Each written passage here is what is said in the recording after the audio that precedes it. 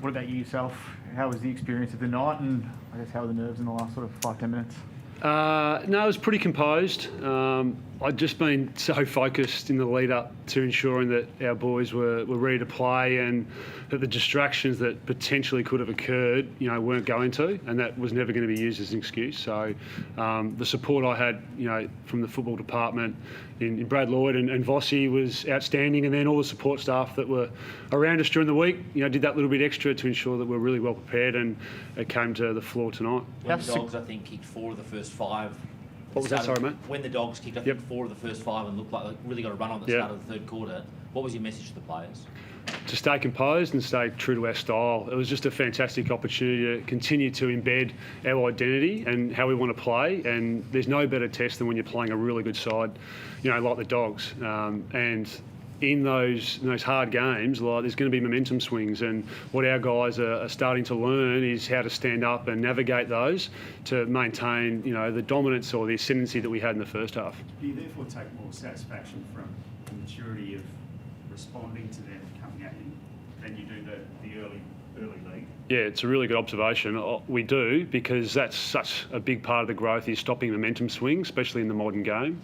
And there's a lot of stuff that we didn't do particularly well tonight that we still feel we've got a heap of growth in, but the stuff around connection and being in the moment and being composed and looking for those opportunities to influence the game when it might not be going your way is growing every week, so we're certainly looking to leverage off those. Blues fans obviously love all their players, but there's a certain love for Charlie Curnow. He's been through so much. How pleased were you to see him kick 5 goals tonight and have a breakout game after a bit of an injury-interrupted pre-season?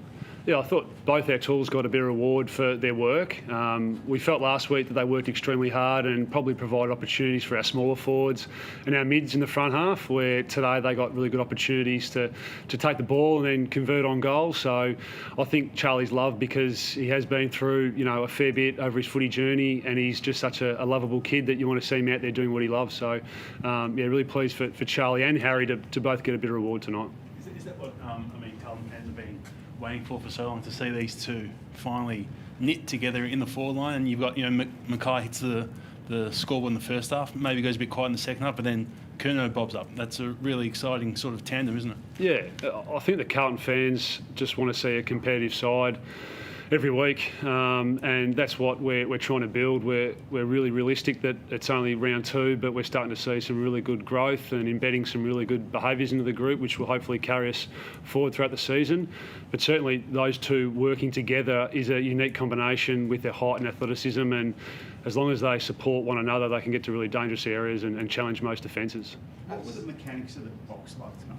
Did you have to consult with Vossi before making a move, or did you have complete autonomy but only occasional feedback, or how did that work? No, Vossi gave a lot of trust in the group, to lead tonight. He was certainly had ears on the box, and would generally at the breaks give us a bit of feedback on what we saw, or he was listening in, so he'd say, yep, completely agree, go do it. A couple of times I think the line was breaking up and he was getting a little bit frustrated that he couldn't hear everything that was going on. But he put full trust in us, and it was a great experience to work with the other guys tonight. I spoke to Cookie. Sort of affect your thinking longer term, like you're obviously wanting to be a senior coach at some stage. How did this experience affect it at all? Yeah, I think me becoming a senior coach is really up for someone else to decide. I'm really loving working with people. I'm really loving the art of coaching and looking to continue to grow and invest in that. And it was a great opportunity, without doubt, tonight to work with the group and lead a young group of men that want to achieve some exciting things in the future. So, yeah, I enjoy the experience.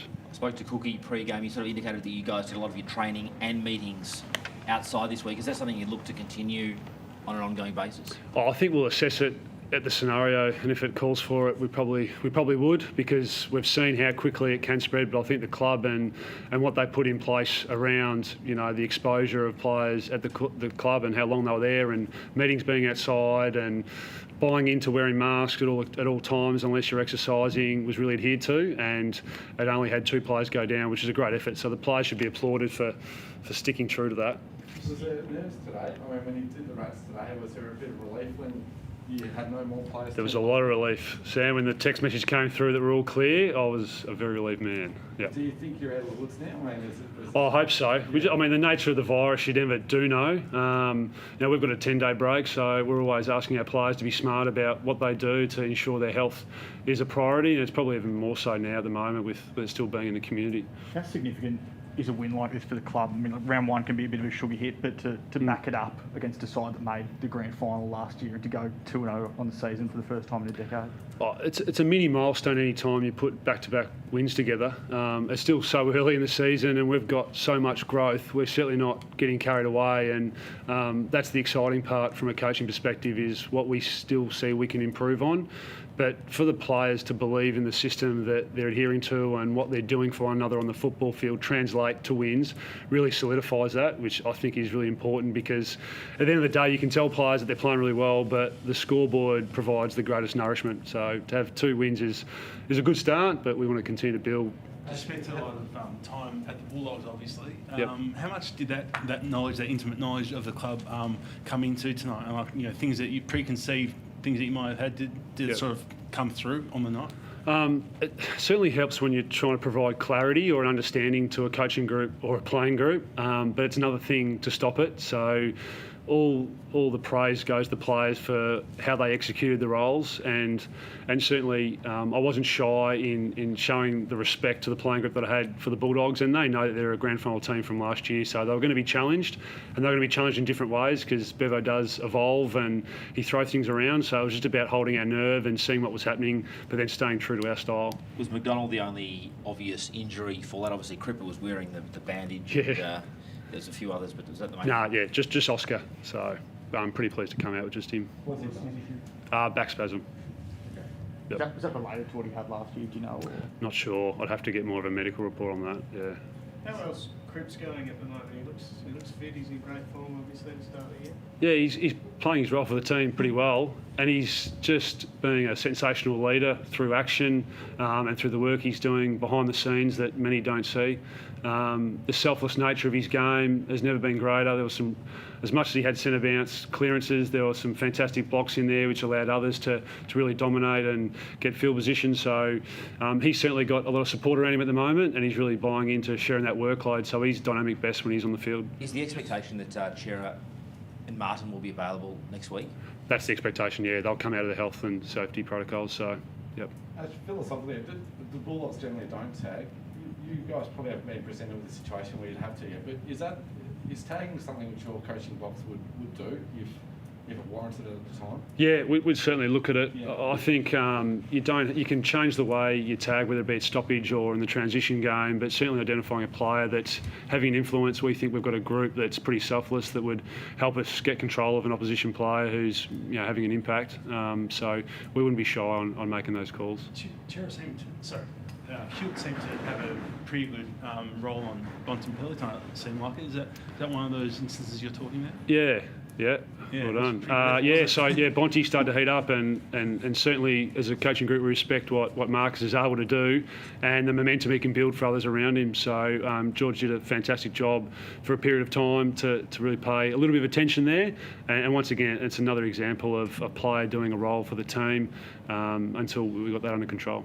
Can you give us an insight to Sam Walsh's, what he's done above and beyond to get back in under 40 days? He's just a professional. I think I don't know the specifics of what came out of the surgery, but all I know is the medical reports were really positive. When he came out, around his range of motion and the amount of swelling he had, and I think that initial week goes a long way to you being able to respond to the physio treatment and then progress through the specific landmarks. So in his recovery, so I think he was pretty lucky early, but he's also an absolute professional that did everything right. Was always the first at the club, the last to leave.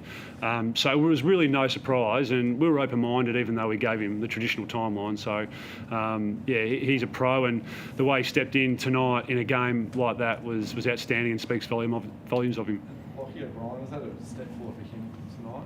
Yeah, I loved his tackle at just on the three-quarter time siren. It's great growth for Lockie. We know his running capacity and his ability is the footy, but he's really starting to buy into the contest, and when he does stuff like that, it inspires his teammates and they acknowledge him for it. You touched on maturity earlier, but just more broadly, heading into a game against, as you mentioned, the reigning grand finals, without the coach and a couple of players as well, quite a bit of disruption could have, put off kilter many teams, but for you guys to withstand that and come out on top, do you reckon that's a pretty big sign of maturity in the team?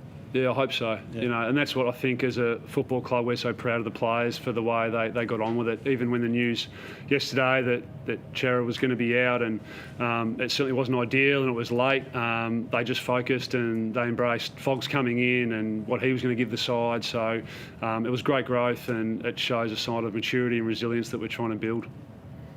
The fast hands around stoppage. I think Damien Harwood last week said there were some Western Bulldog like numbers that kick to a handball ratio. Is that something you've had a big involvement in? Reflection of the playing group and their ability to buy into the program and do extras, and the selflessness to use one another to change angles and allow us to get going forward. So they're really gelling well as a group. We're lucky that they were healthy all summer, so they had a good opportunity to train together for a long period of time, and they're just selfless in nature, and when you use one another you can change the ways you attack and be really effective with it. Is there a handball club? No, there's not a handball club. just finally, just a quick on Jacob Wearing's performance on Aaron Norton. It was pretty big down back. Yeah, Jacob really sets himself for those 1v1 battles, and certainly we saw what he was capable of last year with his performance over the course of the whole season, and he set himself again tonight. I thought he had some great support from those around him, and certainly the pressure on the ball has to be there, because if you give the opposition midfielders good looks, which the Bulldogs, if they get, will connect with him. So we knew the threat, and I thought the guys executed really well to stop that. Matt Kenny's last weekend. How important was Matt Kenny's last quarter? His last month, Matty Kenny's been huge, but certainly when he came to the bench, I think he was the leading disposal getter on the ground and just really set the tone early, and that's what we asked for that first 10 minutes to really reinforce the way we wanted to play and get back ascendancy, because we felt the Bulldogs had that in the third, and he led the way. So he's been outstanding, Matty, and he's just growing every week, so looking forward to seeing what player he can turn into. Great, thank you. Thanks, guys. Congratulations.